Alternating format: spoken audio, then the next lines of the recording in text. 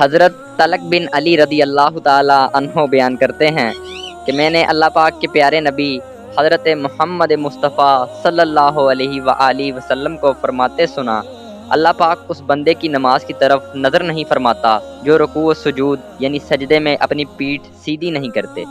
رکوع و سجود میں پیٹھ سیدھی کرنے کا مطلب تعدیل ارکان یعنی رکوع، سجود، قوما اور جلسہ میں کم سے کم ایک بار سبحان اللہ کہنے کی مقدار ٹھہرنا ہے۔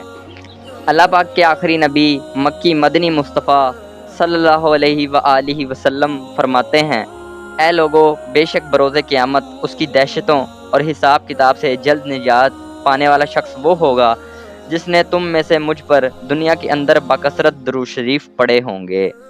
فرمانے آخری نبی صلی اللہ علیہ وآلہ وسلم،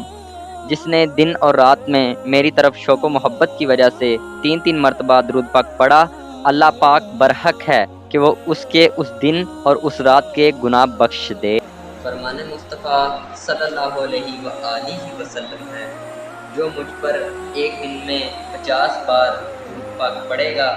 بروز قیامت کے دن میں اس سے مصافحہ کروں گا یعنی ہاتھ ملاؤں گا۔ حضرت سیدنا ابن عباس رضی اللہ تعالی عنہ سے روایت ہے کہ نبی رحمت شفیع امت صلی اللہ علیہ وآلہ وسلم کا فرمان عظمت نشان ہے، جو مومن